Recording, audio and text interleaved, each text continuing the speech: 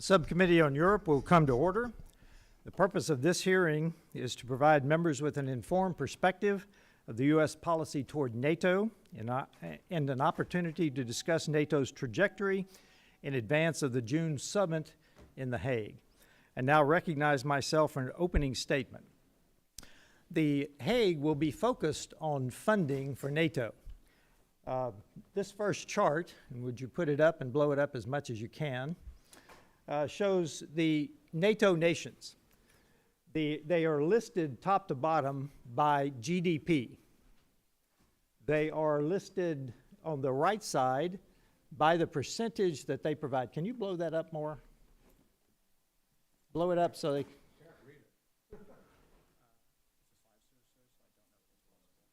Okay, so I want to... I do not. So I want to just talk you through this. Of course, U.S. is at the top with almost $29 trillion in GDP. Then you go down to Germany, UK, France, Italy, Canada, and Spain.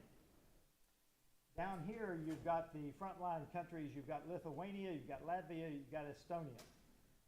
Some of the Balkan countries are down below. The ones that I want to point out, and the summit tells us that they are going to be going above 3% somewhere. Easy. So I want to point out right here, we have got the major economies in NATO, specifically France, Italy, and Canada, that are well below Italy, Canada, and Spain, that are well below their current 2% commitment. These are major economies. This is a major change that needs to happen at the summit. Next slide.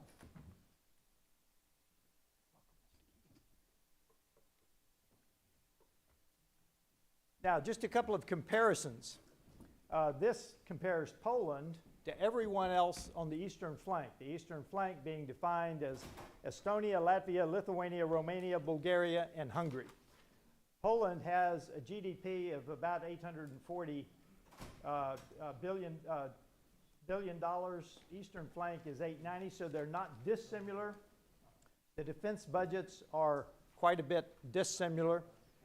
Their percentage, though, Poland is at over 4% currently and going higher. The eastern flank is at 2.36 and going higher and is already committed to go higher. Next slide.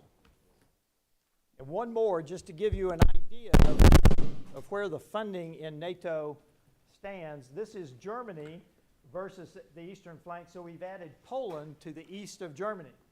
So Germany has the 4.6, eastern flank has 1.7. Here are the defense budgets. Look at this. The eastern flank is providing a higher percentage than Germany is. So my point in all of these three slides is there is work to do in the summit later this month. Now, I know that people have made commitments, but what you just saw were 2024, the last year we had a full year's funding toward NATO. That is a major problem that I wanted to highlight. We've got other issues in this briefing, but that's the one that I wanted to start with. The first thing we have to start with is everyone pulling their weight in NATO. With that, I yield back, and I recognize the ranking member, Mr. Chairman, Keating. Kind of make a question inquired to the chair. Those are important charts that you just presented. Could you make copies so that we could look at them here? And let's have copies made shouldn't be that difficult for the staff. Absolutely. So we can do it now. Okay. Okay. Thank you. Thank you, Mr. Costa. We will do that. Mr. Keating.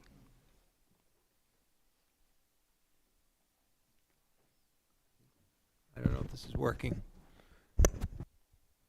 Hello? No, it's not working here. How's this? Oh, good. All right, there we go. Thank you. Thank you, Mr. Chairman, for holding this important hearing today, and I want to thank our witnesses for their participation in today's hearing. More than 75 years ago, in the wake of World War II, the North Atlantic Treaty Organization was established to forge a safe, secure, and prosperous transatlantic alliance. From its inception, NATO's founding charter and its Article 5 principle of collective defense have been the underpinning of our national security and that of our European partners as well. We saw this in action after 9/11, when our allies sacrificed treasure and blood in our defense. NATO's necessity came into full view in February of 2022 when the Russian Federation initiated a full-scale invasion of Ukraine. Since the invasion, NATO has marshaled billions of dollars in military support to the Ukrainians who have defended the front line of freedom at great human cost. During the 2024 Washington summit, support for Ukraine within NATO was clear as allies agreed that Russia remains the most significant and direct threat to the security of the alliance. Just 1 year later, the Russian threat to NATO remains all the pressing and all the more real. At that summit, NATO allies also agreed to increase defense spending to build on the alliance deterrence. Countries like Poland and the Baltic states have well exceeded the 2% mark, while others, like the United Kingdom and Germany, have committed to and passed legislation to ensure their defense spending increases in accordance with the alliance's requirements. Meanwhile, other countries have lagged behind the 2% mark, and it's absolutely imperative that all allies commit to adequate defense spending levels at the upcoming NATO summit in Hague. Unfortunately, NATO continues to face serious threats to its security. The Trump administration's policy towards NATO has been inconsistent and chaotic. It's no wonder that the alliance is just confused about where Trump and his cabinet are on these critical issues. On the war in Ukraine, Trump's Secretary of State has said Russia started it. Meanwhile, President Trump said Ukraine started it. Trump's Secretary of the Treasury says Putin is a war criminal. Trump's chief negotiator for Russia, Steve Witkoff, said Putin is not a bad guy and that he's trustworthy. Secretary of State often said Putin was a war criminal. When I questioned him 2 weeks ago, Secretary of State wouldn't say that. At the United Nations, the Trump administration abandoned our allies on a resolution siding with Russia, Belarus, and North Korea. It's no wonder Trump's ambassador to Ukraine, Bridget Brink, resigned, citing policy disagreements.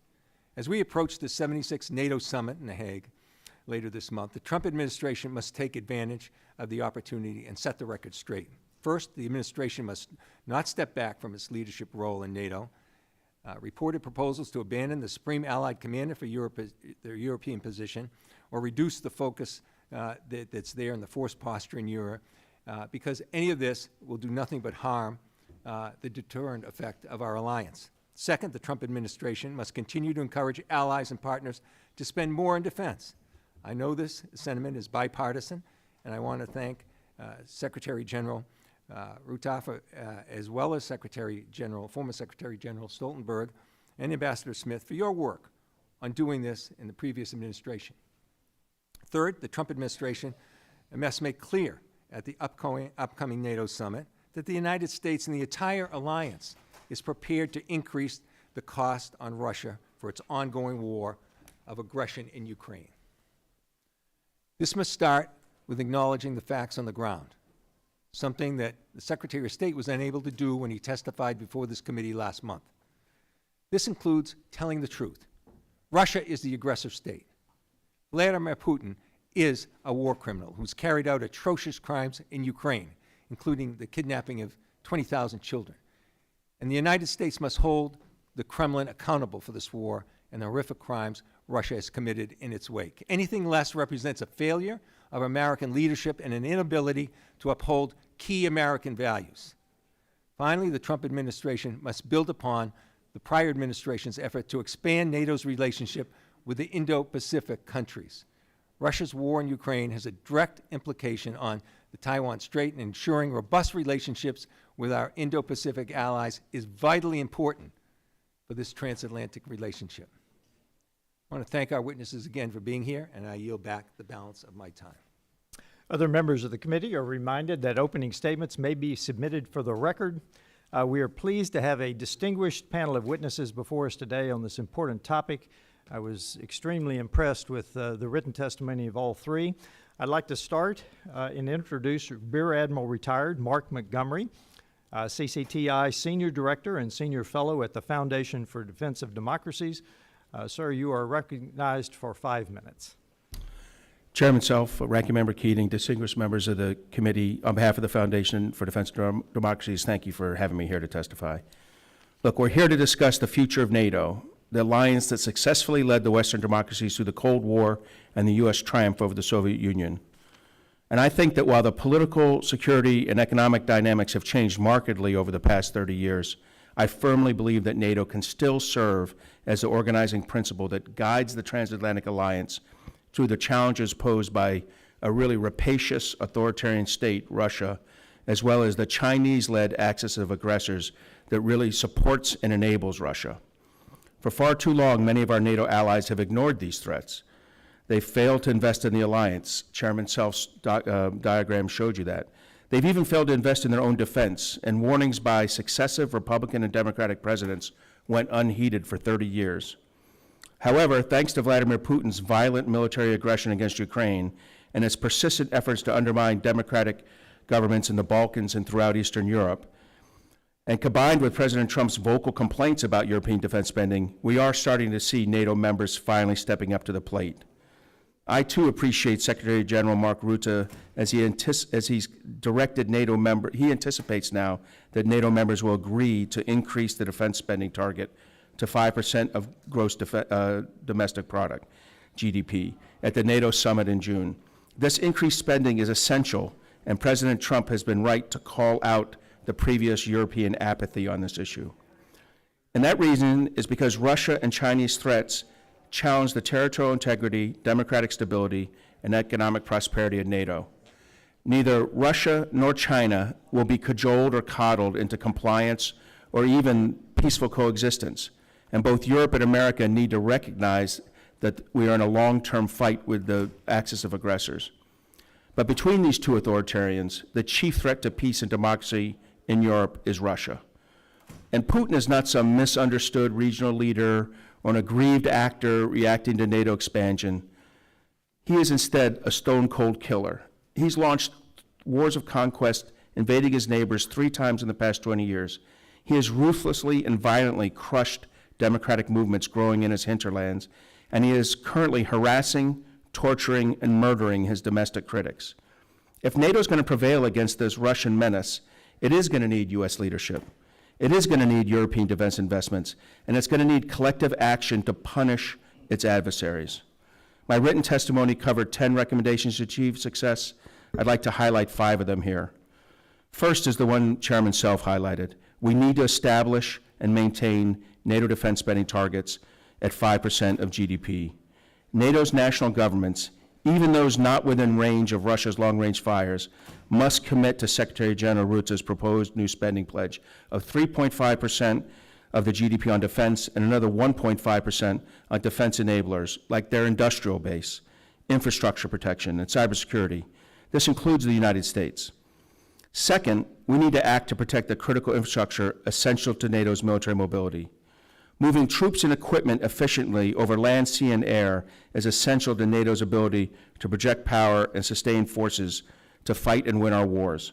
European countries must prioritize critical infrastructure spending to align with NATO's war plans, not their domestic plans, particularly as it relates to flowing U.S., UK, and French forces into and through Europe. Third, we need to maintain U.S. enablers and force posture in Europe. NATO's strength is measured by how quickly it can move and fight.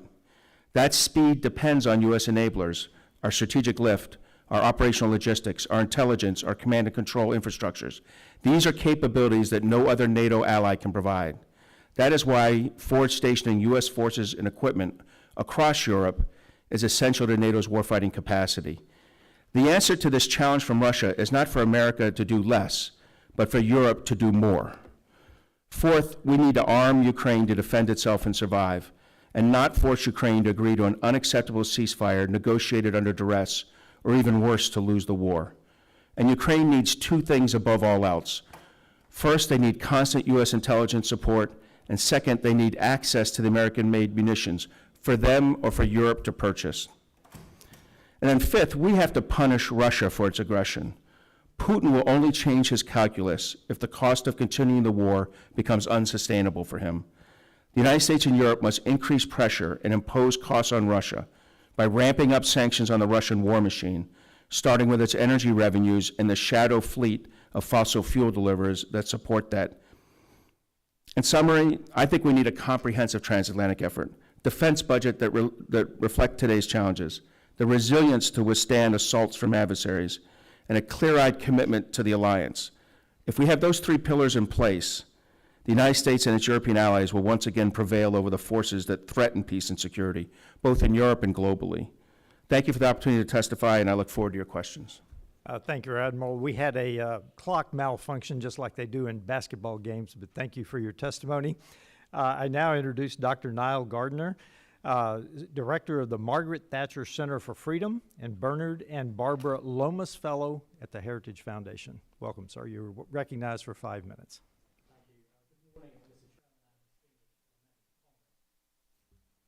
My name is Nile Gardiner. I'm the Director of the Margaret Thatcher Center for Freedom of the Heritage Foundation. The views I express in this testimony are my own. My remarks today are a summary of my written statement. NATO remains the essential force that holds back the Russian bear on its eastern flank and keeps in check the imperialist ambitions of Vladimir Putin's murderous regime. Its role is vital in the defense of Europe in the face of Russian aggression. Without NATO, the brutal reality is that Russian forces would very likely today be rolling into the Baltic states and deep into Europe. We should not underestimate Putin's malevolent intentions and his desire to conquer further territory in Europe.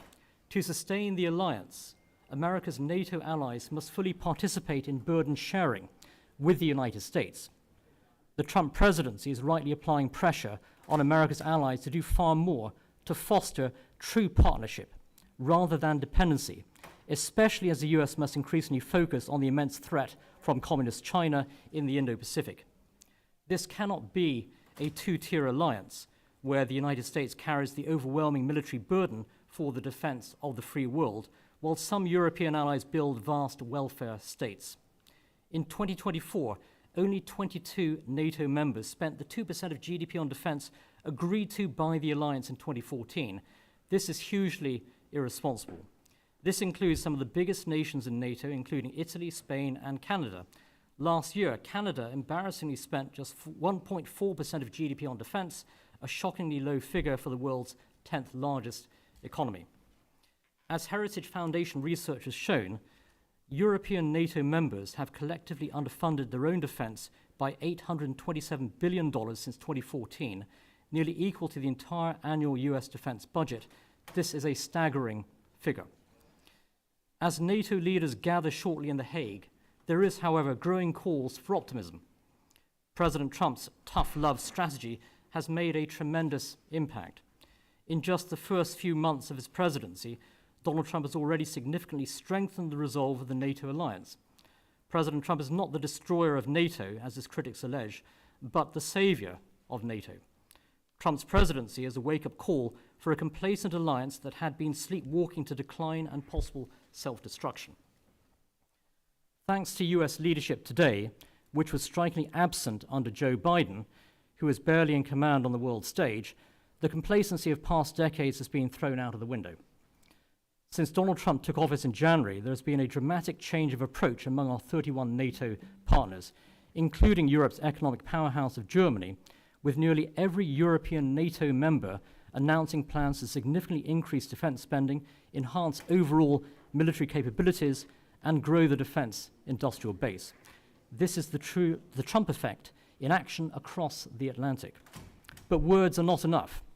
It is time for all of America's NATO allies to make a firm commitment to immediately match America's current spending level of 3.5% of GDP and pledge to raise defense spending to 5% of GDP. The US also cannot allow NATO to be undercut by grandiose visions of a European Union army that would split the alliance and divert vital resources away from NATO. One of the biggest threats to the future of NATO is posed by French President Emmanuel Macron's calls for greater strategic autonomy for Europe, moving away from the United States and moving closer to an accommodation with Beijing. The United States must fight the flawed notion that Europe's security rests upon delusional ideas of a militarily powerful EU. which would replace NATO nation-state cooperation with Brussels-imposed supranationalism. Macron's perilous rhetoric is exactly what Russian President Vladimir Putin and Chinese Premier Xi Jinping wish to hear. The US should also strongly oppose the massively reckless and incredibly dangerous decision taken by Britain's socialist government, led by Keir Starmer, to hand over direct control of the Chagos Islands to Mauritius, a close Chinese ally. The islands are the home of the vital Anglo-American military base of Diego Garcia. This is a major gift to communist China at Britain's expense and greatly undermines US strategic interests and NATO cohesion. The Chagos surrender is the worst foreign policy move by a British Prime Minister in the modern era and a betrayal of the US-UK special relationship. In conclusion, the United States has a significant national interest in supporting a strong NATO alliance. A secure Europe and a robust transatlantic alliance greatly advances the security of the American people. American exceptionalism is the most powerful force for liberty in the world today. It is greatly strengthened by America's alliances, and NATO is at the very heart of the transatlantic partnership. Thank you. Thank you, sir. I now recognize the Honorable Julianne Smith, former U.S. Permanent Representative to NATO at the U.S. State Department.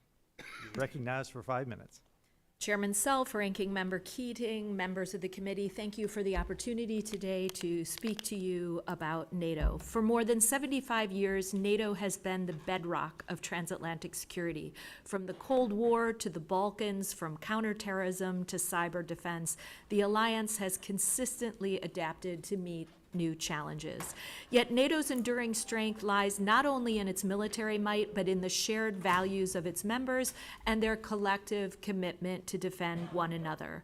For these past decades, NATO has superbly served both U.S. and European interests by keeping the peace in Europe, which allowed our economies to boom.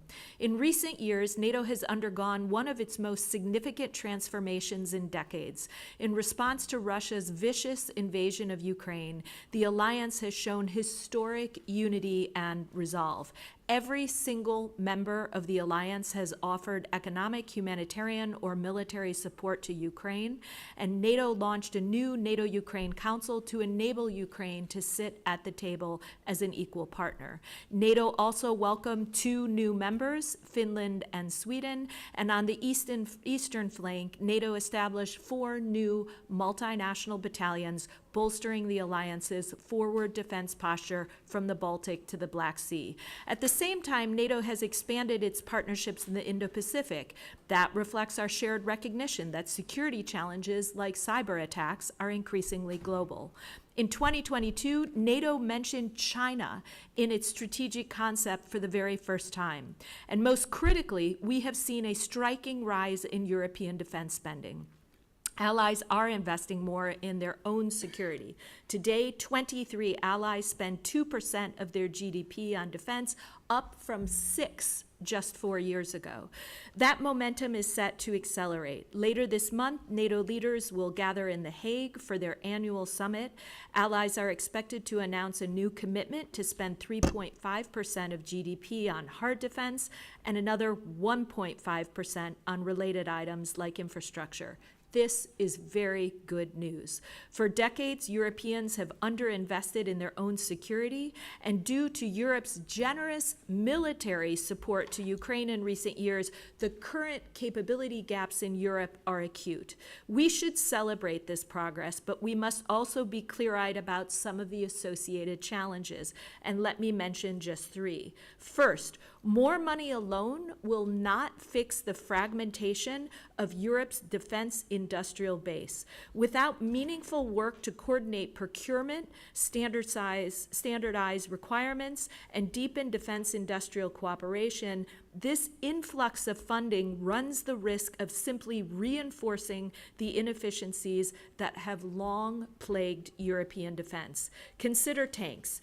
Unlike the US, which fields a single main battle tank, the M1, NATO's European members have more than a dozen different types of tanks. This kind of fragmentation complicates joint operations, undermines NATO's cohesion, and slows production and procurement. NATO must ensure that increased spending leads to increased capability, not just duplicated or siloed efforts. Second, Spending needs a strategy, and right now, the alliance lacks a coherent approach to dealing with Russia beyond deterrence. NATO's long-term posture remains unsettled, and so do our collective objectives regarding Moscow. NATO allies created a plan to tackle such questions when they committed last year to unveil a new Russia strategy during this year's summit in The Hague. But the alliance paused work on that strategy for fear that it might not reach consensus in the current political climate. That was a mistake. Without a clearly articulated and forward-looking Russia strategy, we risk losing the political rationale for sustained investment. Finally, the alliance today is grappling with a growing trust deficit, which is quietly shaping the way that allies approach increased defense spending. Many European governments worry that U.S. support for NATO is now conditional and subject to sudden shifts. Some allies worry about the recent U.S. shift away from support for Ukraine. These new uncertainties are leading allies to hedge their bets. Instead of making bold, long-term investments in shared NATO capabilities or better co-production efforts with the United States, some allies are focusing solely on capabilities made in Europe. Unless this trust gap is addressed directly, with steady U.S. leadership, transparency, and a shared strategic vision, America's security will be undermined and the alliance as a whole will risk missing the full potential of the current momentum. In sum, NATO remains the most successful military alliance in history, and it is crucial to both U.S. and European security. But the way we manage this moment will define the next generation of transatlantic security. We must lead with vision, with principle, with humility, and we must invest wisely and anchor our efforts in strategy and solidarity. Thank you very much, and I look forward to your questions. Thank you very much for 3 strong testimonies. I now recognize myself for 5 minutes. I want to start with, I want to start with what I think is one of the most unstable areas of NATO, and that is in the Western Balkans. As you know, or may not know, General Cavoli told me in my recent visit with him that Bosnia and Herzegovina could collapse overnight. And you may remember back in 1999, NATO, in actually their first operation, went to war for Kosovo by bombing Serbia. We now have, and if you look at the map, you have Slovenia, you have Croatia, there's Bosnia, there's Montenegro, there's Albania, there's Bulgaria, there's Romania, surrounding 3 entities that are not part of NATO. Everyone I just named are part of NATO.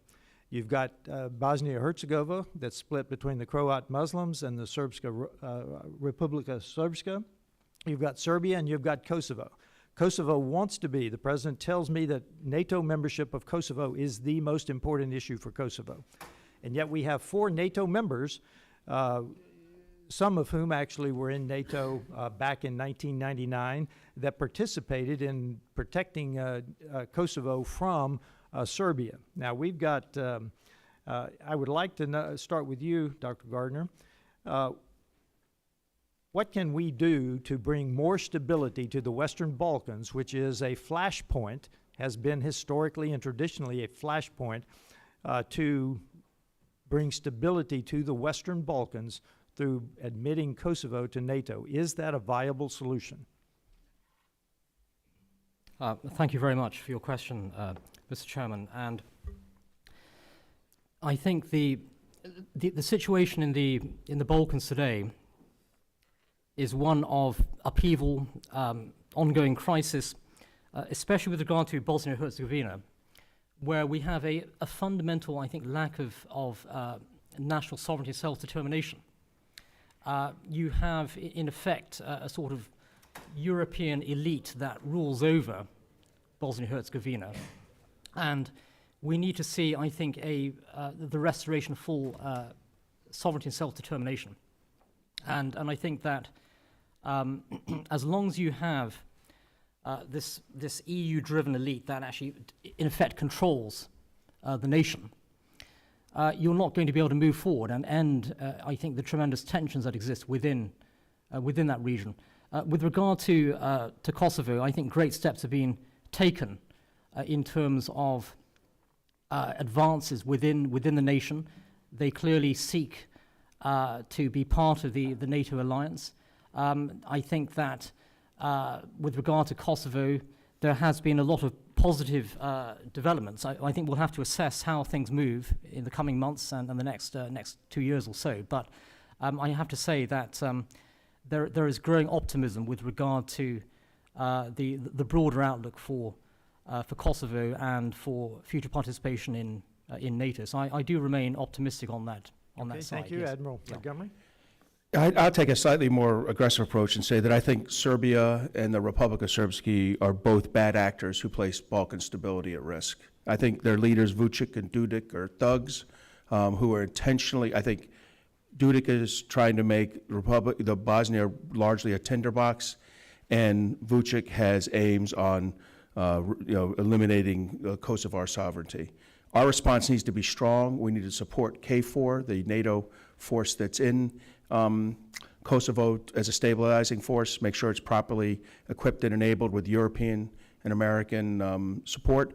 But most importantly, we do need to move Kosovo along the path to further European integration through both the European Union and NATO. And the United States needs to use its significant power to push countries like Spain who oppose this into doing the right thing and allow Kosovo to enter the broader European environment. Thank you, Ambassador. I need to make one more point. I appreciated your point about more money does not mean our industrial base is sufficient. And you pointed out the European industrial base, but our own industrial base needs reform and re-energized as well. Would you like to comment on that in my last 20 seconds? Yes, thank you, Mr. Chairman. Thank you for raising the Western Balkans. Just quickly, this is a region that demands attention from 3 different corners of the world. NATO has to remain engaged. The European Union must stay engaged to continue to pursue diplomatic efforts to work towards peace, and the U.S. needs to show up and be present and engaged. If not, Russia and China are waiting in the wings and play a very active role in that neighborhood, trying to divide the folks in the region and divide Europe from the United States. Thank you. My time is up. Okay. So to honor the time, I will have that question submitted to you in writing. I now recognize Mr. Keating, the ranking member. Thank you, Mr. Chairman. Ambassador Smith, I was curious too, and I think this is worth mentioning. The U.S. commitment to Ukraine just isn't one with NATO. As we're dealing with continued nuclear threats, particularly in Iran, we know the danger of those threats. Well, decades ago, there was a commitment made to Ukraine. Can you talk about the U.S. commitment to Ukraine before and why that commitment was so important? So there have been multiple, thank you, Ranking Member Keating. There have been multiple commitments to Ukraine over the years. First and foremost, the NATO alliance promised in 2008 that Ukraine would become a member of the alliance. But Ukraine has also gone through its own process of ridding itself of any sort of nuclear weapons program with the hope that the United States and other countries would come to its aid. Big an arsenal was that? I mean, there was the U.S., there was Russia. Where was Ukraine back then? It was significant, Was it not the on the third? scale of Russia, but this was an arsenal that would have, had it remained, served as a very effective deterrent to Russia's aggression that we So the saw U.S. unfold commitment in was February. before even Indeed. this. Well And that before. commitment Well said before. that U.S. would defend aggression against Ukraine. Indeed. And so here we are. And now we have NATO allies joining us. I'm curious, how many times has Article 5 been implemented by NATO? Only once, sir, and that was, of course, after 9/11 So, here in the United States, when so who European benefited allies from that? came We all to us. benefited, but indeed, I was in Afghanistan and Iraq. I saw NATO soldiers. I saw them there defending, and many times unpopular in their own countries, the U.S. defense in that regard. I'm curious, too, if Putin is successful in Ukraine, Admiral, what would that mean for U.S. investment? You know, we're talking a lot about money here. What about the cost of Putin being successful in Ukraine, what would NATO, what would the United States, do you believe, have to deploy in Eastern Europe, and how expensive would that be? Well, if he's successful in Ukraine, and I don't think he will be, but if he was successful in Ukraine, it would put tremendous pressure on the Baltic states and Poland. The Souvlaki Gap, the area that he would like to grab there is very easy. So for us to counter that, it would take, we already have a brigade in Poland. It would take a division in Poland. We have battalions in the Baltic states. It would take brigades in the Baltic states. In other words, at a time when we are considering reducing our footprint in Europe, we would actually have to significantly increase at least those rotational forces. And wouldn't you say, in your experience, deployment of troops is far more expensive than assets? It is, yes, sir. It would be a lot more expensive than the 32 or $34 billion worth of weaponry And we provided. talked, too, about the need for our own country to do better in terms of procurement and dealing with our assets. But wasn't, in fact, we were in a period of modernization in our own country among armed services as well. And so we were modernizing our forces, and many of these outdated, by our perspective, assets were so useful to Ukraine. And wasn't, Ambassador Smith, wasn't the investment of U.S. dollars, most of that money stayed here? Is that true? Most of it stayed here in jobs and to modernize our own. So we benefited by this investment, not just Ukraine. Absolutely. In many cases, Europeans have been purchasing equipment in the United States from our defense industrial base to send to Ukraine, as well as they've purchased equipment for their own use after they've donated more dated equipment to Ukraine. So these contributions have come back to the United States, and America's own commitments, the money that's been dedicated to Ukraine, has gone into building out our own capabilities as we've donated others. And how important, from a diplomatic standpoint, is it to be consistent? You know, I listen, as many people do, to the comments of Viktor Orban in Hungary and the things he's saying.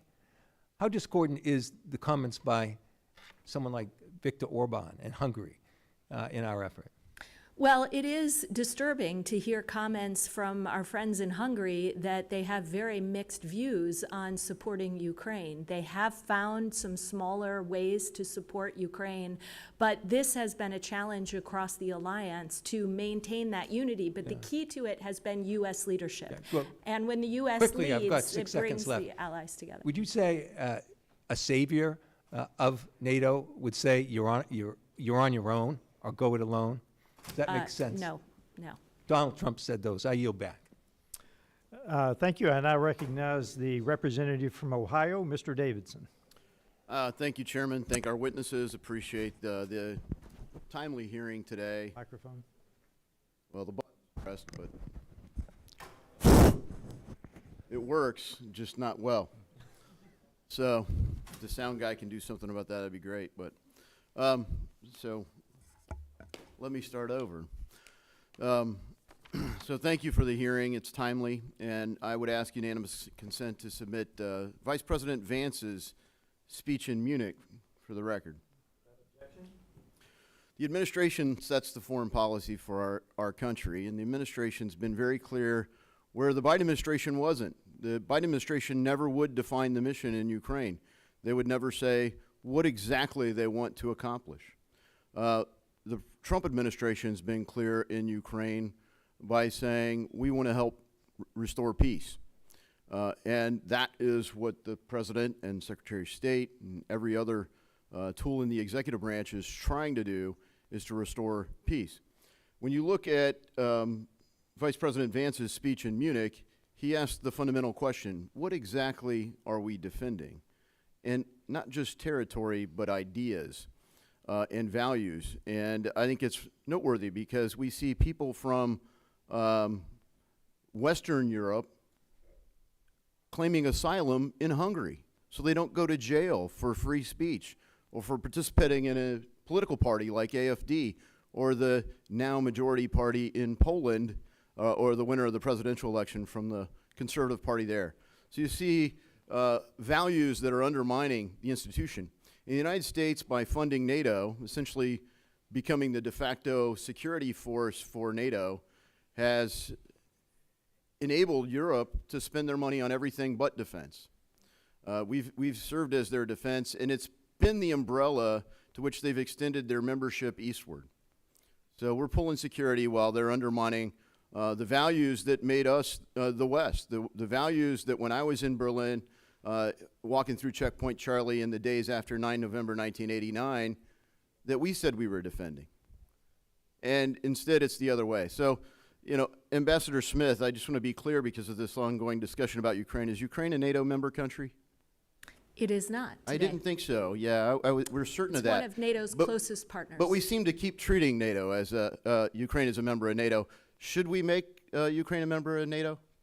The alliance agreed in 2008 and stated that Ukraine will someday become a member. Right now, there's no consensus across the alliance to do so. Yeah, there's clearly not a consensus, and I think for a good reason, because if we brought Ukraine into NATO, we would immediately be in a state of war. One of the things that people like to refer to is Article 5. So, you know, Admiral Montgomery, you said in your testimony that, quote, the U.S. posture in Europe gives NATO's Article 5 its teeth. I worry that, you know, that kind of proves my point that it enables the European Union member countries to basically rely on America's blanket of security and underinvest in their own. And I guess at some point, is your own view that Article 5 would obligate us to fight a war of actually be immediately in a state of war if a NATO member country was attacked? Article 5, well, if there's an Article 5 violation determined by the alliance, then I think it's highly likely the United States would participate in that war. And I do think we are the enabler. There's no doubt our GDP is equal to all of Europe, so it's likely that if we were all spending we're currently spending, I know the graph said something else, but I think we spend about 3.02%, 3.025%, to put a specific number on defense. We don't spend that, I mean, I gotta be clear here, we're barely clear of the numbers we want them to get to. But if we're spending that much, and they spend that much, we will be able to secure ourselves and deter Vladimir Putin from doing things. My goal is not that we fight Article 5, but we make it clear to Putin that should you attack a treaty ally of ours, like the Baltic states or Poland, we will hold you accountable. And therefore, when he sees how strong we and Europe together, and I agree with you completely, Europe needs to carry its load, and Europe was apathetic for 30 years. But they're coming around, led by the Eastern Europeans. And even the president has acknowledged that the Eastern Europeans, who are spending 4% and now soon 5%, deserve our support. The president's spoken about the Baltics. It's that way. good, and I'm glad you acknowledge that Congress actually has the decision on whether we go to war, so Article 5 doesn't automatically trip it. You know, my time is largely expired here, but I just want to point out that, you know, President Eisenhower thought that if we were in NATO for 10 years, that we would not have succeeded in the mission in NATO. So I think it's worth questioning, as Vice President Vance did in Munich, what are we doing here? Thank you. And I now recognize the representative from Nevada, Ms. Titus, for 5 minutes. Thank you, Mr. Chairman. I don't know if these things work or not. I'll back to, thank you. All right, just taking a little different tack. We've seen Russia launch information attacks and European countries that are in sensitive political contexts, and we've seen it in Georgia, we've seen it in Moldova. It's also extended to NATO countries like Romania in their recent election, and all these attacks are aimed at causing confusion. They deepen political and social divisions. They destabilize societies, and the ultimate goal is weakening NATO, I believe. So, Ambassador Smith, I'll start with you. Can you tell us how NATO is working with allies, partners, and private sector actors to kind of identify, expose, and address and combat this foreign disinformation that's coming from Russia? Thank you very much, Representative, for raising Russia's hybrid tactics. They use a variety of tools to try and divide societies from within and divide Europeans from each other and Europe from the United States. They fly into NATO airspace. They use disinformation campaigns. There have been incidents of sabotage where suddenly we've seen arson attacks of warehouses full of weapons destined for Ukraine. We've seen undersea cables cut. So this is a standard playbook on the part of the Russians. NATO has increasingly turned to improving and strengthening its toolkit. We have better cybersecurity tools. We now exercise and train to test where we would hit that Article 5 threshold under some potential hybrid attack from Russia. We have better surveillance in the Nordic-Baltic space, looking for incidents where they're about to clip another undersea cable. So NATO is the place where we can work hand in glove with our European allies to get a stronger and better toolkit to deal with Russian gray zone tactics. I'm glad to hear we're doing those things, but at the same time, we're eliminating the Global Engagement Center. Can you address how that might work to our disadvantage? Well, that's unfortunate because right now in the U.S. government, it seems that this administration is not placing any importance on those types of efforts to combat disinformation stemming from not only Russia, but Iran, from China. These countries work together to share messages, to learn from one another in how they promote these pieces of disinformation. And the U.S. traditionally has been a leader in helping allies understand how to counter those efforts. But right now, with the elimination of the Global Engagement Center, we will likely not be the beating heart of those efforts going forward. I agree with that. Can I add one thing on that, ma'am? The Trump administration didn't get rid of the Global Engagement Center. Congress did. You allowed its authorities to expire last December. I agree it's a mistake, but what the Trump administration has done is gotten rid of the Voice of America and most of the other distribution systems, which is a mistake. That tells the truth about America for people to hear. When I lived in the Soviet Union in the early 1980s, Voice of America and Radio Free Europe are what you could hear there to hear the American story. So I'm disappointed in the Trump administration for that, but I don't blame them for the Global Engagement Center. You and Congress allowed that to expire in December of last year. I didn't. Don't say I did, but yeah, some did. You. Okay. Well, you have done a few things too. Let me ask you this, shifting over here to you, Admiral. Excuse me for saying General. We're fixing to go to the NATO summit in The Hague. Now, we've got two allies in a part of the world that needs more and more attention, the Eastern Mediterranean. So many things are happening in that area, from Israel, Syria, Lebanon, you name it. We got two NATO allies there. We got Greece and Turkey. Greece is a friend. Turkey is not such a reliable ally. What's the message we should be sending to Turkey when we go to The Hague next week?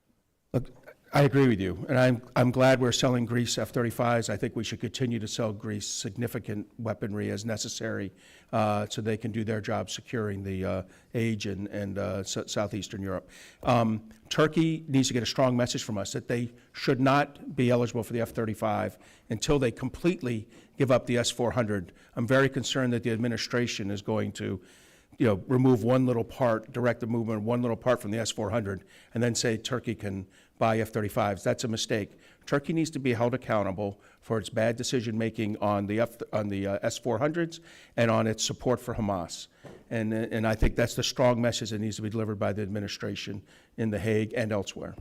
Thank you. I yield back. I now recognize the representative, Ms. Kim.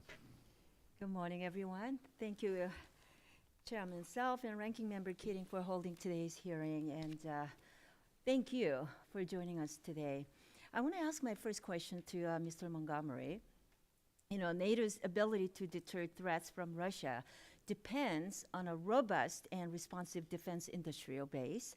However, Europe's defense industries face critical vulnerabilities in supply chains, production capacity, and procurement strategies, as highlighted by Russia's war against Ukraine. And with some NATO allies still falling short of the 2% GDP defense spending pledge, that also limits investments in modernization and readiness. So can you talk about the specific steps that NATO allies can take to address any vulnerabilities in Europe's defense industrial base, especially when it comes to critical munitions and advanced systems production? Yeah, thank you for bringing that up, and you're absolutely right. You know, as we look, as we sourced Ukraine over the last 3 years, 95% of the what U.S. provided was U.S. equipment, but more than 50% of what of the Western equipment provided by the Europeans was U.S. equipment. They do not have an effective defense industrial base. I also don't believe they can properly conceive of what is needed. It took you, Congress, 40 years to build the current defense industrial base and trillions of dollars in direct investment. And the Europeans have not made those commitments. And when I hear President Macron talk about a European solution to this, the amount of money he discusses is way too low. So the truth is the Europeans are going to need to rely on us over the next decade to rearm themselves, and they're also going to need to build their own defense industrial Do you have some base. specific ideas as to how United States can help European allies in overcoming those shortfalls? And at the same time, we need to ensure the interoperability within our alliance. I think we should take the Rheinmetall, the example we have right now with Rheinmetall, a German artillery firm, which is partnered with with U.S. firms so that they can scale their production properly. So what I think is joint ventures between U.S. companies and European companies that build both in the United States for jobs in the United States, but also in Europe for jobs in Europe with that European money. That is the most logical, cost-efficient way. It's not what the French are proposing, but I think long-term, that's how NATO needs to settle out. Next, I want to talk about Russia and China. You know, in your testimony, Mr. Montgomery, you made it very clear that Russia under Putin is the, in quote, single greatest threat to peace and democracy in Europe. You also noted the role that China has played in helping sustain Russia's war in Ukraine and providing dual-use technologies and economic support. So we know China is bolstering Russia's defense industrial base with microelectronics, telecommunications equipment, and drone technology. So in that context, how should NATO adapt its deterrence and defense strategies so they can address the combined military and technological threats posed by Russia-China partnership? No, you're exactly right. And what I'm saying there is that Ukraine is actually fighting 4 countries right now: Russia, China, North Korea, and Iran. And I would say most of us think North Korea and Iran are the next biggest problems. They're not. It's China. China's backstopping Russia's economy. They've increased their imports and exports more than 30%. As you said, they provided the microelectronics. They're going to into cruise missiles and ballistic missiles. They're striking Ukraine every night. We absolutely have to hold China accountable for its support to Ukraine. Is there specific capabilities or partnerships that NATO should prioritize to counter those threats? Yeah, so I do believe it's NATO's role in an Asia-Pacific context will be very European in nature, very economic in nature, I'm sorry. So that what we need to do is start working together on how we sanction and export control China properly. And we need to get the Europeans more engaged in that and committed as we are. And one more question regarding the NATO and Western Balkans. The Western Balkans is a critical region for NATO's efforts to promote stability and counter external influence. Russia has intensified its efforts to undermine NATO and EU integration in countries like Serbia, using disinformation, economic leverage, and political interference. So what specific strategies should NATO employ to counter Russia influence in the Western Baltics or Balkans, and particularly in Serbia, as I mentioned, and where the favorable perceptions of Russia are growing, especially, like I said, in Serbia? Well, I think you're exactly right. President Putin has supported both Vucic in Serbia and Dudic in Republic Srpski. We need to fully support Kosovo in its efforts to enter the European Union and NATO. But more importantly, we need to ensure that the stabilizing force, NATO's KFOR force in Kosovo, is properly manned and equipped to do its job, to provide the warning that's necessary so that Washington can hold Serbia accountable for threats to Kosovo. Thank you very much. My time's up. I yield back. I now recognize the representative from California, Mr. Costa. Thank you very much, Mr. Chairman. For the purpose of my 5 minutes, I want to focus on NATO and Ukraine. But let me first remind ourselves a bit of history. When Russia invaded Ukraine on February 24th, 2022, there was strong bipartisan support that this was about good versus evil. Very clear, good versus evil. Let me quote from a speech that President Ronald Reagan gave in 1983. To ignore the facts of history and aggressive impulses of an evil empire is simply to call the arms race a giant misunderstanding, and thereby remove yourself from the struggle between right and wrong and good and evil. President Ronald Reagan in 1983. I submit to you, ladies and gentlemen, members of this subcommittee, that this is still about good versus evil, bottom line, okay? So when we look at NATO and when we look at the United States post-World War II, would you not, witnesses, share that the United States and whoever has been president of the United States, World War II to today, has been viewed as the indispensable leader of the free world? Ambassador Smith. Absolutely, Representative. The U.S. has led the alliance since it was created 76 years ago. It has provided not only The indispensable leader of the free Yes, world. Dr. absolutely. Gardner, would you agree? 100%. The United States is the indispensable leader of the free world. It remains so Rear today. Admiral Montgomery, what would you say? I'd say absolutely, and we should keep the command of SACEUR as part of that indispensable leadership. So we're part of the seminal moment in world history today as we look at what has taken place, because Putin has been very clear. Although the Soviet Union has imploded, he still has visions and dreams of restoring this Russian empire. Does he not? Would all three of you agree? Yes. Yes. I mean, he's been very clear in all of his speeches here. So, Ambassador Smith, yes or no, do you believe a strong NATO alliance is important to counter the rising and aggressive forces of China? Yes, I do. Not to suggest that the NATO alliance is going to operate in the Indo-Pacific, but it's deepening partnerships with Japan, South Korea. China is very carefully watching what we're doing in Ukraine. Would all Indeed, three of you agree? indeed. Yes. Yes. Whether or not we're going to maintain our commitment to our allies and to a democratic and free Ukraine? Yes. The world is watching, would you not say? Absolutely. So therefore, this is a seminal moment in American and world history with our NATO allies. Yes. Yes. Agreed. Admiral Montgomery, the probable outcome of the support, and you've been there, I know, recently in Ukraine, of the F-16s and other support to ensure that, and of course, we're all amazed, but we shouldn't be, because once again, I remember all the intelligence briefings we received prior to Russia's invasion of over expectations and under expectations, but the Ukrainian brave people are the MacGyvers of this new type of warfare. Would you not agree, Admiral Montgomery? I do, and their use of the F-16 has been exceptional in the few months they've been operating them. And what should we be doing to ensure that those aircraft are fully operational and able to achieve their capability? We gave them the F-16s, the European countries did, without what's called life cycle maintenance. The consumables, the equipment, the training, the maintenance stuff they need. We need to fully provide the life cycle maintenance, and we need to provide the right weapon systems to be used as a counter-drone. And our allies, the Danish and the Netherlands, have provided the aircraft. We're helping to try to train the pilots, but we need to do more. Is that not correct? That's correct. We need to do the supply chain, the logistics, and we can just sell it to them. We don't need to give it to them. We can sell it to them, but we have to provide that life cycle maintenance. And sir, I have to emphasize, we need to give them the counter-drone rocket systems, the APKWS, that you need to fire from those systems. You wrote a column about this last week. There are very types of systems that the aircraft are lacking that we should provide. What are they? The rocket system I just mentioned, a active jamming system.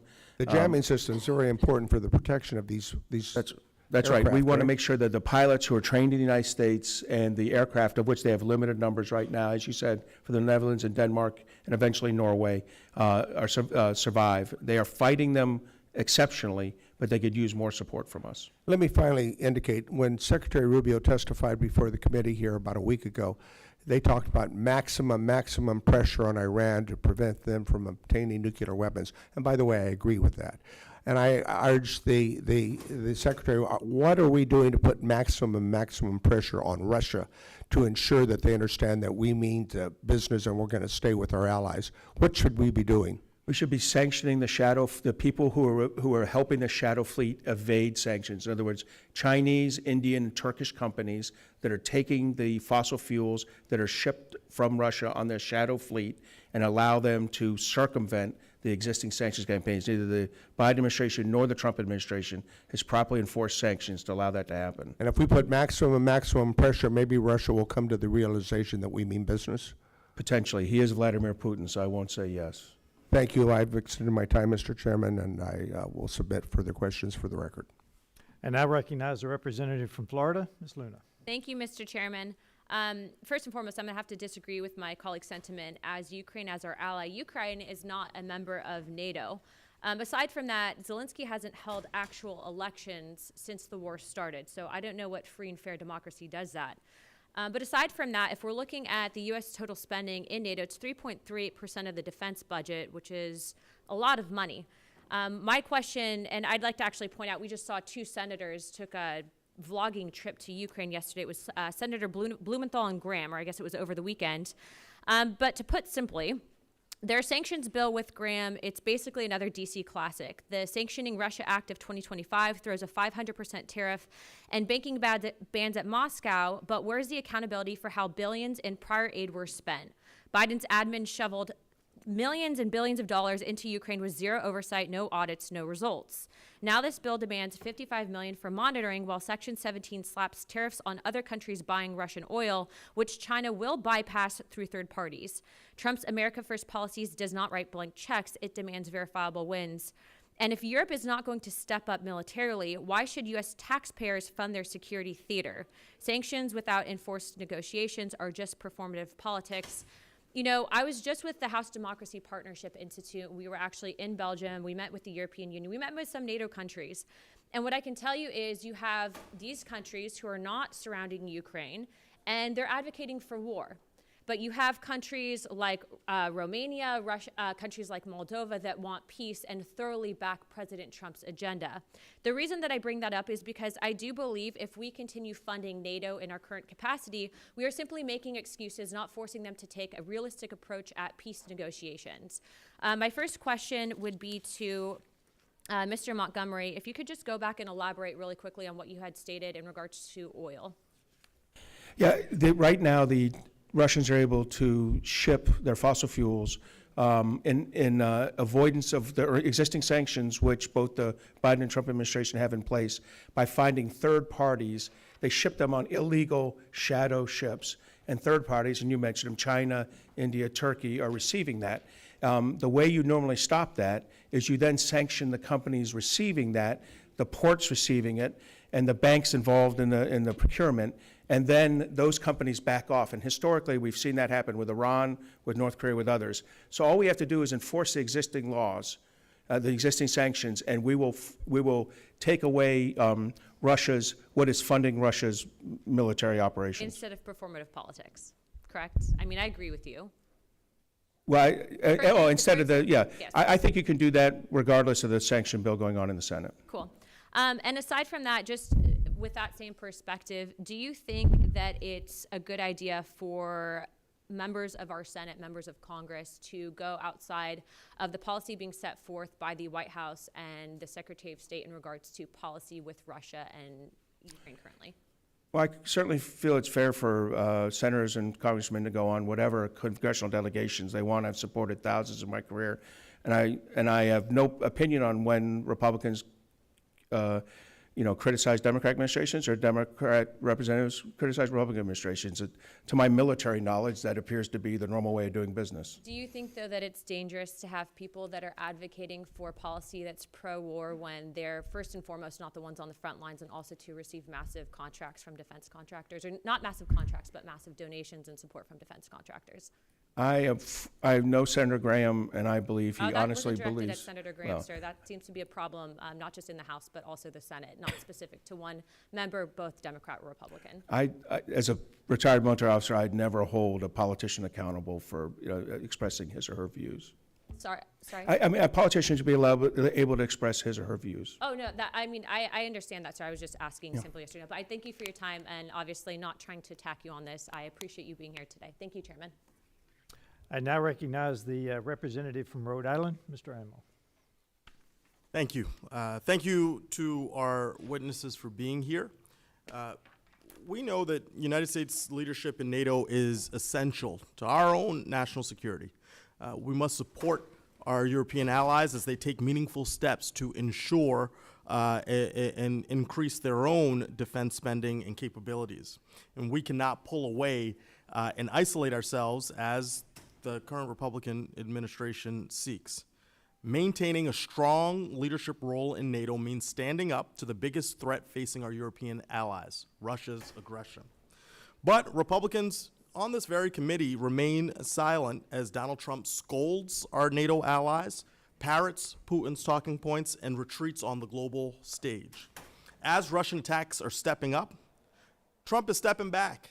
He's not lifting a finger to support Ukraine in their fight for freedom, sovereignty, and security. And Russian aggression towards our allies can be seen in their sabotage of essential underwater technologies and infrastructure. At least 11 undersea cables in the Baltic Sea have been damaged since October 2023, including cables disrupting essential energy and internet services to our allies in Finland and Sweden.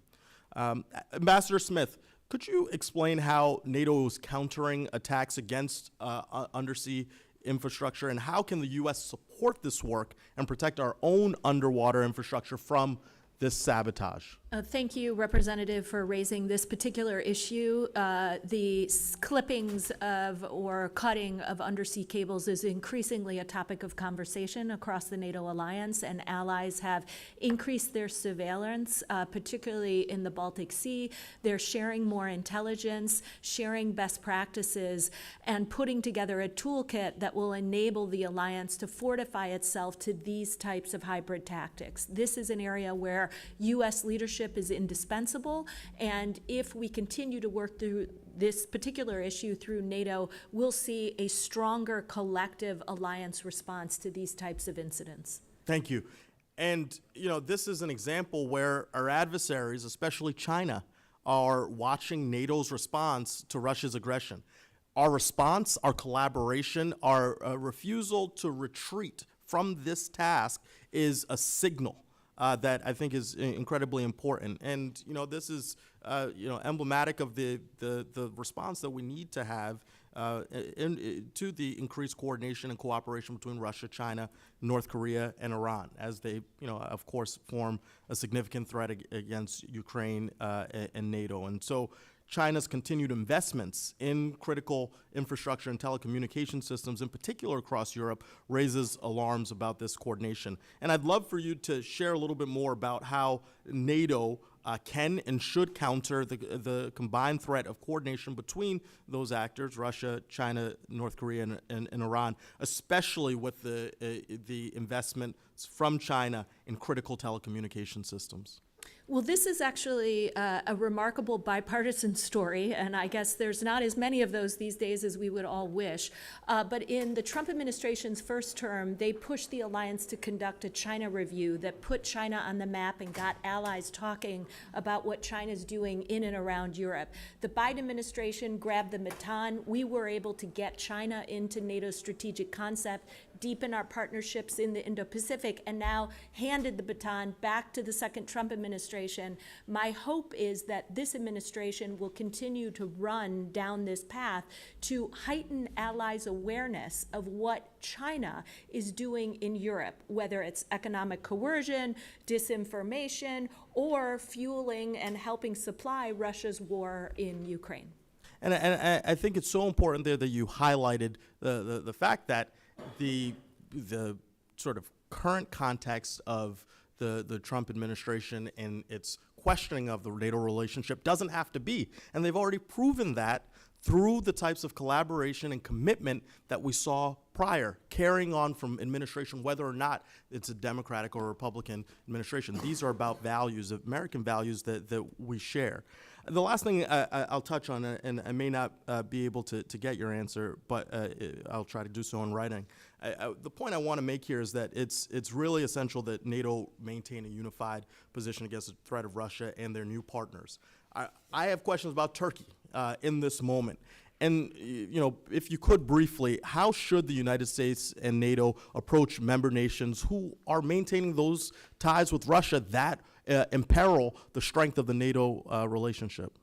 Well, Turkey is an important but complicated ally in the alliance. The U.S. needs to work with Turkey where our interests coincide, but in cases where we're at odds, we have to approach them with honesty and work through our differences, whether it's inside the alliance or in our bilateral relationship or in their relationship with Russia. I will say on Ukraine in that first year in 2022, Turkey played an important role in trying to bring the parties together. We've recently seen renewed efforts to do so, welcoming both Ukrainians and Russians back to Turkey to hopefully negotiate. And hopefully that's the trend line that we see continue. With that, I yield back. And I recognize the representative from Texas, Ms. Johnson. Thank you so much, Mr. Chairman. And to our panelists, thank you all so much for being here today. I want to echo my colleagues and our witnesses' comments that NATO's very existence has averted world wars and made the United States safer. Let me be clear, it's not a waste of resources when we come together as allies to defend one another, as implied by some other members of this committee. The security and prosperity that we have enjoyed since world wars is no accident. Out of the fog of war, the United States helped found this now 80-year-old alliance that guaranteed under Article 5 that should any NATO nation come under attack, the other members will consider it as an attack against members all and will take all actions it deems necessary to assist. Article 5 has been invoked once in NATO's history, and that was on September 12, 2001, one day after al-Qaeda killed almost 3,000 people here in our homeland. In the following years, our NATO allies came to our aid, and 1,000 troops died in combat alongside Americans. But now we have a president who questions the same security assistance we relied on to keep our own nation safe. Just a few weeks ago, he said in the Oval Office, "You know the biggest problem I have with NATO? If the United States was in trouble and we called them, do you think they're going to come and protect us? They're supposed to. I'm not so sure." I find these comments incredibly reckless and irresponsible and dangerous to our national security in light of the one time when NATO's been activated, it was in our defense. Ambassador Smith, how does this suggestion that NATO allies will not defend each other impact our adversaries' perception of credible deterrence, and does this undermine our own security? Well, thank you, Representative. When the war in Ukraine started, I think both President Xi in China and President Putin in Russia made an assumption, and that was that the NATO allies would grow weary, that they'd grow impatient, that they'd grow distracted, and they wouldn't be able to maintain focus on Ukraine. But we have maintained focus on Ukraine. We remain united. I'm worried that won't continue to be the case. I want to see continued U.S. leadership, which is critical to alliance unity. And while the Europeans are increasing their defense budgets, it makes perfect sense to remain committed to this alliance. It serves our interests in addition to the interests of our allies. So I firmly believe that the U.S. should maintain its commitment to this alliance, and that doing so will send a very strong signal, not just to Moscow, but to China, Iran, North Korea, and other countries around the world. And it seems to me like the administration is sort of doing the hokey pokey. We're in one day, we're out one day, we're in one day, and we're turning it all about. And that is not the way to have sustained, reliable, persuasive foreign policy, in my opinion. Do you agree? Yes, Representative, I will tell you that the day that the Trump administration suddenly, without consultation with any of our allies, flipped off and turned off intelligence sharing to Ukraine and all military assistance, it was eventually turned back on. But that day sent a chill through our European allies, our friends in Canada, who were worried that this now signals a new era where at any moment the U.S. can have a sudden shift without any close coordination or cooperation with them. The president just sent over a rescission bill that will remove funding, critical funding for the UN. I'm curious as to how this panel feels about the U.S. decreasing its financial commitment to the UN and what that would do to our national security interests. Yes. Thank you very much for the question. And now I fully support efforts to reduce funding for the United Nations, because the United Nations is riddled with corruption and inefficiency and frequently acts against U.S. national interests. And I think that the Trump presidency is pushing for greater accountability from the United Nations, and that is absolutely right. Admiral, And so, how do you feel about that? So I'm uncomfortable with the rescission bill with the UN, but more so with the reduction in USAID funding for, particularly I studied the cyber capability and capacity building that we've been doing in Eastern Europe and in the Balkans. And I think the cutting of that funding, the reduction in that funding will make it'll make it much more difficult for U.S. forces to operate, to move in and through these countries as we like to do with our forces. So we have to be very careful with these reductions and our overseas assistance. If they have a legitimate national security value, they should be maintained. And when you eliminate 100% of everything, I tend to think you really didn't do a legitimate review. I couldn't agree with you more. Thank you all so much for your testimony. I'm out of time, and I yield back. With that, I recognize the representative from Illinois, Mr. Schneider. Thank you, Mr. Chairman, and thank you for allowing me to join this hearing, and to our witnesses. I appreciate your insights. You all use similar imagery. You talk about NATO as the beating heart, the bedrock, the bulwark. That was very consistent. Ambassador Smith, but you also spoke about a trust deficit. And I'll paraphrase, but many governments are worried that the U.S. commitment to NATO is conditional or transactional. Are European allies right to worry about the U.S., Ambassador Smith? Well, I will tell you, having just got back from Spain a couple of days ago and having the opportunity to meet with a number of allies across Europe, there is a real concern that the United States right now is unpredictable, and that its position both on Ukraine and on the NATO alliance is entirely unclear. They do not like that unpredictability and worry about whether or not U.S. leadership will continue. That's my time back, because I want to cover a lot of things. But Dr. Gardner, right to worry? if I could respond to that, actually, and I've met with dozens and dozens of European delegations here in Washington over the past few months, and also have been to several European capitals recently. And the message from our European friends is that President Trump is actually applying the right kind of pressure on our NATO partners to increase defense spending, to do more. He is really shaking up the transatlantic alliance in a very positive way, and I've not heard the negativity that you're referring so I appreciate that. Rear Admiral Montgomery? I don't think this has been a wise maneuver, just like I didn't think it was wise to pull out of Afghanistan without informing our NATO allies. I think we have about a 5-year streak right now of being too unpredictable and too unfocused on the actual rapacious authoritarians staring us in the face. And if I can pick up from there, I remember the images from Bucha. The bodies in the street, the hands tied behind backs, the faces of ordinary people, men, women, and children massacred in cold blood by Russian troops. Russia's goal was not just to seize territory, it was to extinguish a nation, to remind those still under its power that resistance is fatal, and to warn those who escaped that their safety was not assured. There was no ambiguity. It was terror, it was annihilation, and it was specifically staged for the world to see. And the world responded. NATO reinforced its eastern flank. Our allies rose to the moment, and for the time, I would argue, so did we. But I think at this moment, the United States is drifting. Not drifting, we're actually being led away from principle towards paralysis. The president has remained silent as Russia renews its campaign of drone strikes against civilians. He has not condemned the atrocities. He has not mobilized support. He has not led. And many in Congress, including some of my colleagues on the other side today, have followed that example.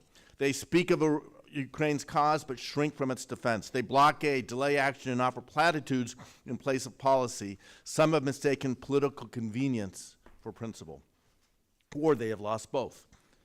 We are once again at a point of strategic and moral clarity. Ukraine is not asking for our troops, it is asking for our resolve. NATO is not demanding escalation, it's asking for consistency. Each day that the United States hesitates, NATO's deterrence is tested, and not only in Kyiv, but in Warsaw, Tallinn, and beyond. And if Ukraine chooses to pursue NATO membership, as we promised in 2008, as as Ukraine is part of an agreement to relinquish its nuclear weapons, is part of the family of nations, there has to be a clear and credible path forward for Ukraine, who has made sacrifice, who has bravely fought the Russians. We need to honor our commitments and admit that door to NATO remains open to free nations, not just Ukraine, but free nations who meet its obligations and share its values. So my question, I'll turn to Ambassador Smith again. Bucha was a moment of clarity. The president has been silent on Bucha, been silent on the renewed campaign, Russia's renewed campaign of drone strikes against civilians. He told Zelensky that he had no cards to play in the Oval Office. I can only imagine what Zelensky was thinking, knowing that there were plenty of cards left to play, as we saw this weekend. What does the president's silence communicate to our NATO allies and to Moscow in particular? It has led to uncertainty about whether or not the U.S. is clear-eyed here about who is the aggressor and who is the victim. The U.S. needs to state repeatedly that Russia is the aggressor and Ukraine is the victim. We must apply more pressure on Russia to move towards peace, but we also have to ensure that Ukrainians don't have any limits on the size of their forces or whether or not they can build a future force so that this doesn't happen again. Thank you. I'm over time. As been noted here, NATO came to the United States aid under Article 5 after we were attacked on September 11th. NATO has led the way in ensuring that Ukraine is able to defend itself against aggression from Russia. There is no dispute. There should be no question. We have to be clear that that was the case. I appreciate the witness's testimony, and I yield back. I now recognize the representative from Delaware, Mr. McBride. Chairman, I request 30 seconds to make a unanimous statement. You're recognized, Mr. Keating. Thank you. Thank you, Mr. Chairman. Last hearing, you referred to Representative McBride as representative, and I can't fathom how you just can't continue to do that. In any case, it's obvious to me that Representative McBride wants to focus on the job she was elected to do. So going forward, every time you do this, she'll demonstrate who she is, and you'll demonstrate who you are. With that, let us focus back on the hearing. Thank you, Ranking Member Keating.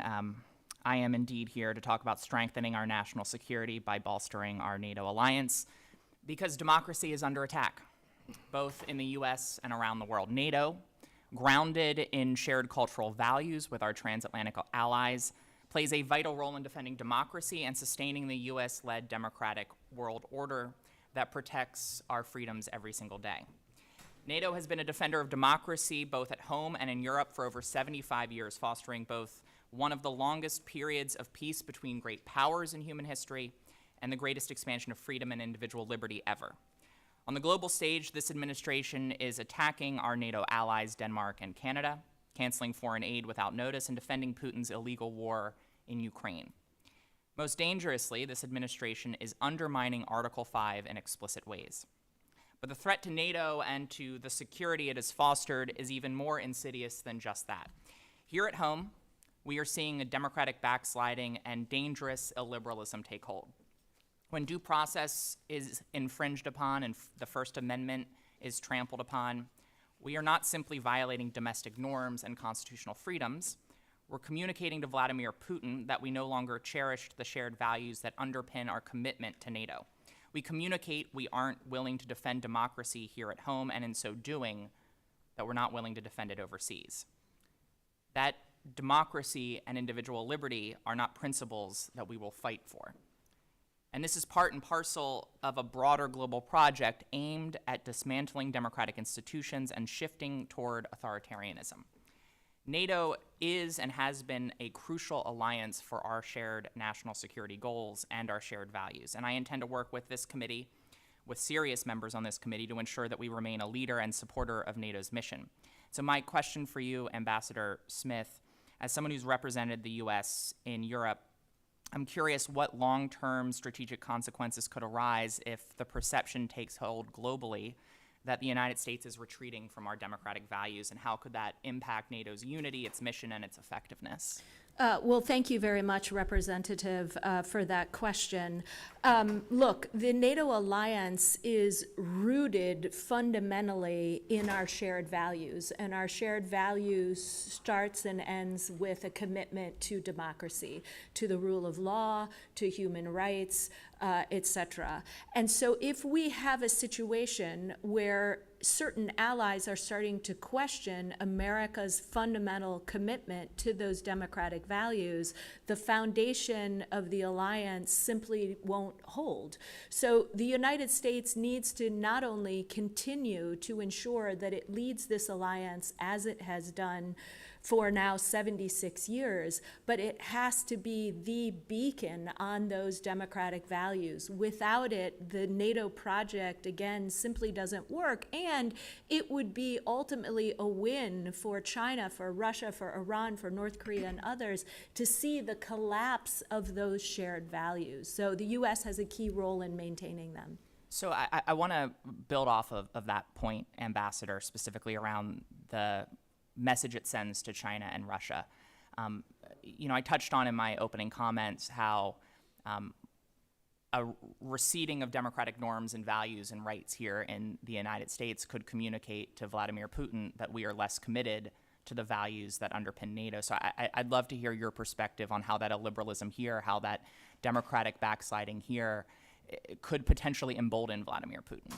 Well, we can't do anything, Representative, to signal to Moscow that we are backsliding on any of those core values. And we have to ensure that America's commitment to the alliance is ironclad. It is there. NATO is there to defend our shared values. We do not want to give Russia any impression that we're backing away from that commitment. And then finally, in terms of NATO's unity, I'd love to hear a little bit more from you, Ambassador, about the public attacks by U.S. leaders on longstanding NATO allies and how that's impacting or potentially could impact cohesion and mutual trust within NATO. Well, look, we have been in this alliance for 76 years, and we argue all the time. I'm here to tell you, as the U.S. ambassador, I spend each and every week having debates, fierce debates, sometimes shouting debates with our closest allies. That's the way it goes in the alliance. It's like a family. Everyone feels comfortable arguing. But what you don't want to do is let those fierce debates internally boil over and give leaders around the world, autocrats, the feeling that NATO unity is cracking. You have to take those arguments head on, but work towards unity. And what I want to see is this administration reassuming and taking on that leadership role in the alliance, calling out Russia for its aggression and indiscriminate attacks on civilians inside Ukraine, and putting maximum pressure, not just on Iran, but maximum pressure on the Russians. Thank you. I'm over time. I yield back.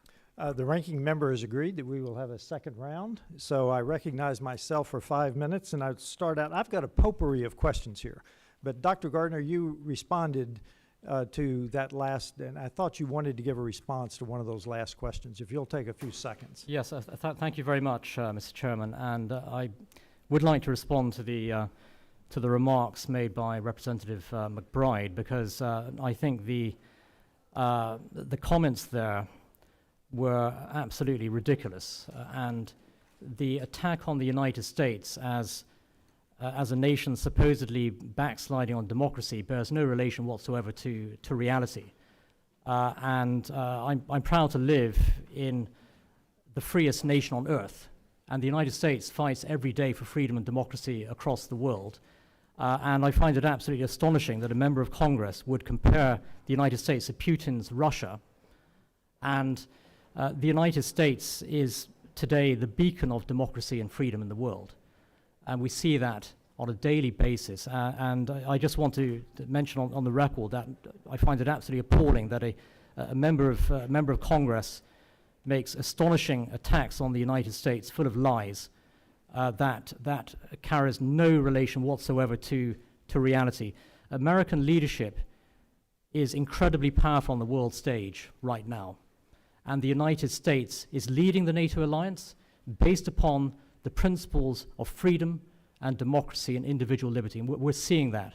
And we should be proud of that record, instead of trying to tear America down as the left does all the time. We should be proud of everything this great nation stands for, and that includes at its very heart the freedom and liberty that are the foundations of this great nation. Thank you. Thank you. And to get back to some of the details, I'd like your opinion, Dr. Gardner, of the arrest warrant for Dodik and the potential impact on the Western Balkans and their refusal to carry through with that arrest warrant. Yeah, actually, on that particular issue, I'm going to defer to my colleague, Ms. Montgomery, who I think has a more detailed understanding of that particular issue. Thank you. I do think it's a, thank you, Niles. I will tell you, I'm not optimistic that the arrest warrant will be executed. I am confident that Dodik is a criminal and should be held accountable. And I'm afraid, I think I share your kind of implied concern in previous questions, that the Balkans are a tinderbox, and that our inability to hold Vučić and Dodik accountable is eventually going to lead to an inflammation and a deeper requirement for European and potentially even United States to get involved. So I wish it would be executed properly. I suspect it won't, sir. Okay, very good. Now, we had a very short conversation about the Suwalki Gap. That is, in my mind, the second most important issue facing NATO. So would you give us a tutorial on the Suwalki Gap and the Kaliningrad enclave and what that enclave represents to Russia? Well, as a retired Army officer, I'm not surprised you bring that up, but I agree with you completely. The Suwalki Gap is a narrow throat that Russia would like to grab in order to bring itself with a greater Russia, with Belarus, in contact with the Kaliningrad Oblast, which is the most heavily fortified geographic position in the world. Despite the war in Ukraine, the Russians have not backed off one iota from packing weapon systems into there that hold Poland and the Baltic states at risk. The ability to close that, I think, 60-kilometer gap would be very rapid in war. But, I believe the Russians can do that, and certainly with what they've learned in Ukraine, they will be able to do that. So I share your concern about the Suwalki Gap. This is one of those issues where Europe and NATO need to be thinking very hard about how you persistently deter Russia from being able to do that. I do not think you can get the weapon systems there 5, 6, 7 days after the fact. It will be lost by then. And the Baltic states and Poland share your concern. And my last point in my last 30 seconds is FMS reform. We have a great need to reform FMS, and I'll just make that point on the record. We have still billions of dollars behind in weapon systems that Taiwan has already paid for. Saudi Arabia stands in front of Taiwan for the Harpoon missiles, having paid for the restart. So it's something we cannot take our eye off the ball. Ambassador, you mentioned the defense industrial base. FMS reform, I think, is vital for the future of everything that we've been talking about. With that, I yield my time, and I recognize Mr. Keating. Thank you, Mr. Chairman. There's a lot of misinformation, I believe, that's going around the U.S. And around the world regarding the commitment of our NATO allies, our European allies, in fact, the 50-country allies that all are working as one to defeat Russian aggression in Ukraine. So I'd like, Ambassador Smith, could you take some time and straighten the record out here? I mean, the contribution from Europe is extraordinary. So if you could take some time and correct some of those misconceptions. Yes, thank you very much. There are some folks out there that believe that the U.S. has been supporting Ukraine over these last 3.5 years largely in isolation, and that's simply not the case. Our European allies have given an enormous amount of support to Ukraine. They've housed millions of refugees. They've provided critical economic and humanitarian support, but they have sent weapons. Some countries have sent them everything they had. The Baltics, the Poles, a country like Romania that sent essentially all of its air defense. These contributions have been critical to what Ukraine has been able to do to defend its territory against against Russian aggression.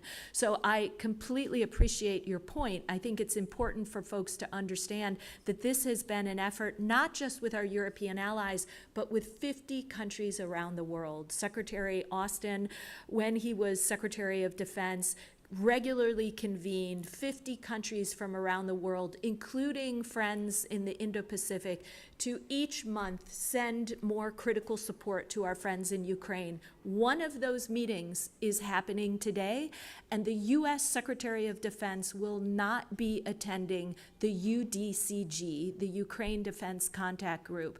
That is a shame in my mind. It's a group that requires U.S. leadership at the highest levels, and the United States started this group, and it needs to continue to lead it. Yeah, the contact group is essential. And in fact, it's a way the U.S. is leveraging, their assets around the world too. And so I think it's critical in that regard. I also wanted to just touch base. The Russian elections that occurred where they voted to have legitimate control over areas of Ukraine in violation of every international law that you could think of. How would you categorize those elections?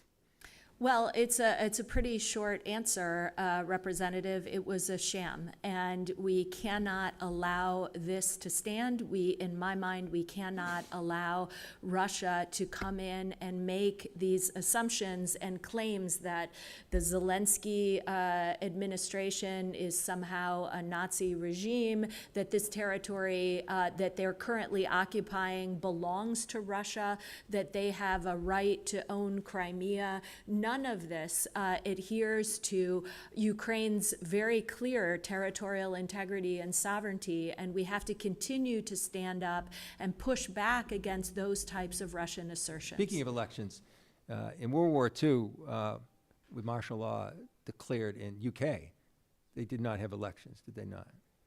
Correct. And is Correct. someone familiar with So, the yes. Ukraine Constitution? Right. There's Now, martial under law. martial law, they are not holding, yes. Martial law was called because of the Russian aggression. Because of the war, correct. But their constitution would not allow that, even if they wanted to have that. Is that correct? Indeed. Admiral Montgomery, I don't think we spend enough time talking about Putin and who he really is. You mentioned that in some of your remarks. And we were looking at this negotiation that's going on, which is, negotiation is always a good thing. Talking is always a good thing. But how would you categorize Putin's response to these negotiations? The offer in Istanbul last week was an insult to President Trump. I mean, President Trump has told President Putin several times, come to the table with a serious deal. And he's told him, stop doing Vladimir, stop doing the bombing. I thought there was a potential this time there would be a reasonable response. But instead, it was just a laundry list of every illegitimate Russian claim to Ukraine and every ridiculous request that they basically neuter themselves, demilitarize, and take no Western support. It was an absolute insult to President Trump, who has given President Putin more than enough time to come to the right answer. Great. My time has expired. I yield back. And now recognize the representative from Nevada, Ms. Titus.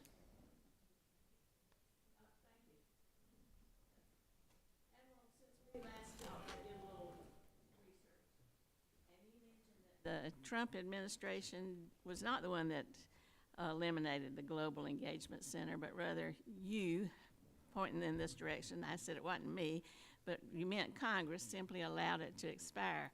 Now, the White House Republicans did indeed refuse to include the extension of the sunset in the FY National Defense Authorization Act, and based on some since debunked conspiracy theories. But the Biden administration tried to keep their work going by putting this mandate in the State Department's Counter Foreign Information Manipulation and Interference Office, the RFIMI. Now, unfortunately, then, on April the 16th, Secretary Rubio announced the closure of that office as a way to, and I quote, champion free speech. Now, since you asserted that Congress failed in its decision to not reauthorize the GEC, do you also believe that the Trump administration failed in its decision to close the RFIMI? So, and I know your staff will go do more research, and you'll read that I've written 3 articles condemning the closure of the Global Engagement Center But I wanna hear it on the record. President Trump's closure of this. I absolutely believe we need to counter disinformation. The closure of the Department of Justice, Department of the Federal Bureau of Investigation, FBI, and Department of Homeland Security's disinformation shops was equally reckless by this administration. So I absolutely think that we should be looking for disinformation. Russia and China are aggressively conducting cyber-enabled economic warfare and influence operations campaigns against this country. The one final thing I'll say is the most deleterious, worst information operations campaign going on in this country is the use of TikTok. TikTok, you and Congress properly banned it last year. President Biden signed it into law. TikTok is being used by China to change the social narrative in our country, to convince the 180 million 18 to 35-year-olds who use it that the United States is not a great country, that China's suppression of Uyghurs is okay, that China's suppression of Taiwan is okay, that the Russian invasion of Ukraine is okay, and that Hamas's terrorist act against Israel is okay. TikTok needs to be banned. To me, that's the worst disinformation operation, but I agree with you completely that we need a global, something like the Global Engagement Center. I've argued for it for about 2.5 years now. I was just pointing out that the actual problem was Congress failing to reauthorize it. Thank you. I just wanted the record to clearly show who all was responsible and what the whole context in the story was. And if you weren't answering it the way I had hoped you would, I'd take offense that you think my staff has to do my research, but you can write your own books. But thank you for that answer. I now recognize the representative from Illinois, Mr. Schneider. Thank you, Chairman Self. And before I do ask my question, Dr. Gardner, I have to tell you I take great offense. You're respectful people, honorable people can disagree on policy. To question Democrats' commitment and patriotism is unacceptable. I love my country, and I know my colleagues do. I am committed to the country, like Rear Admiral Montgomery, Ambassador Smith, our colleagues here. We take an oath to defend the Constitution, and we do that with seriousness and integrity. So I take great offense. We live in a great country. We are a beacon to the world. I am the father of a Navy veteran. Like Admiral Montgomery, he was a surface warfare officer. And we can disagree. We don't need to besmirch each other's commitment to our country. Rear Admiral Montgomery, in your opening remarks, you stated, I'm going to quote you here, "I firmly believe that NATO can serve as a bulwark that brings transatlantic alliance through the challenges posed by a rapacious authoritarian state, Russia, and the China-led axis of aggressors that supports and enables Russia." I think we agree on that. My question for you is it can or is it must? Must NATO be at that forefront? Yeah, in my written, I said can, and in my oral, I said must, because I believe it's must. I mean, look, there is no substitute for us. I agree with Nile and his characterization of French President Macron's initiatives here. They're going to go nowhere. It needs to be us. It needs to be NATO. Myself, Chairman Self, others have served with NATO over 40, 50 years. It makes, we are the bulwark of democracy in Europe, and we are the only thing that is strong enough to defeat them together. Europe has to spend more. We have to spend more. We're going to go below 3% in real GDP, defense spending and GDP, not the numbers that we get from some disarmament agency in Scandinavia. We're going to go below 3% over the next 2 to 3 years. We need to get ours up. They need to get theirs up. It's the only way we can defend ourselves. And I think it was Ambassador Smith, you talked about it. We need to do that in a coordinated way. We need to have a strategy, and a strategy follows a vision of the role of NATO, what role it plays today, but also into the future. What do you see as the role for NATO looking to the future? Well, I would like to see I would like to see the alliance complete that strategy on Russia. I think existing in a world where the allies can't agree on a Russia strategy doesn't bode well for the future and this huge surge in spending. But from a more technical perspective, I think NATO can help drive co-production We've heard a couple of great examples today. I often point to the case of Spain, Romania, Germany, and the Netherlands coming together with Raytheon to build the GEM-T missiles for the Patriots. Those types of co-production efforts are the way of the future. And NATO can help that happen, but not if the alliance is hemorrhaging trust and Europeans feel like they want to back away from us. So the U.S. has to recommit. This summit is going to be very important in terms of the signals the Trump administration is going to send. And it should, in my mind, allow the alliance to move forward both with the Russia strategy and allow it to push forward on those joint ventures that I just mentioned. I couldn't agree more. You answered actually my follow-up question, which is that U.S. role. What is the impact of messages coming from the administration, the going one way on Monday and a different way on Tuesday and a complete reversal on Wednesday? What's the impact of getting to the strategy and the vision we need to achieve? And let me give you just one example of where we are with public attitudes in Europe. In Denmark, they have created this app on your phone so that you can go through the store and find U.S. products so that you can avoid them. That's where we are right now. I attended in Denmark. I attended a wedding in Canada last weekend, weekend before last. It's not good. It's not good. We went in to buy a bottle of wine. There is no American alcohol in the liquor stores, and we're seeing that. Admiral Montgomery, I want to give you the last word here. What is the impact of the inconsistency from the U.S. if we're going to achieve the strategy you talk about if NATO must lead the way? Look, as a military planner, I ran our plans in U.S. European Command and our operations in U.S. Pacific Command during my career. And the one thing that any military planner or operator wants is consistency. We need to have consistent, stable resources, operational plans, and direction from senior leadership. In the end, the president makes the direction, and we need to flex to it. But consistency is always a preferred condition. Thank you, and with that, I yield back. I thank the witnesses for their valuable testimony, the members for their questions. The members of the subcommittee may have some additional questions for the witnesses. I will ask you to respond to those in writing. I will certainly have one. Pursuant to committee rules, all members may have 5 days to submit statements, questions, and extraneous materials for the record, subject to the length of limitations. Without objection, the committee stands adjourned.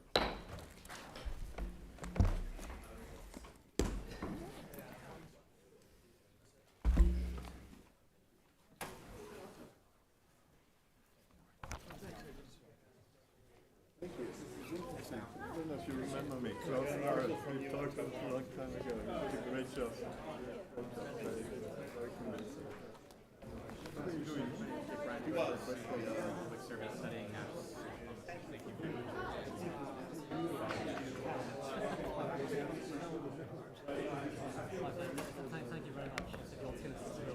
Pleasure and honor. Thank you.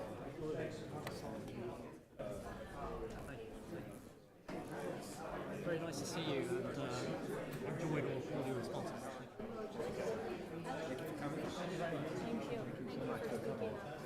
Here's you have a tradition.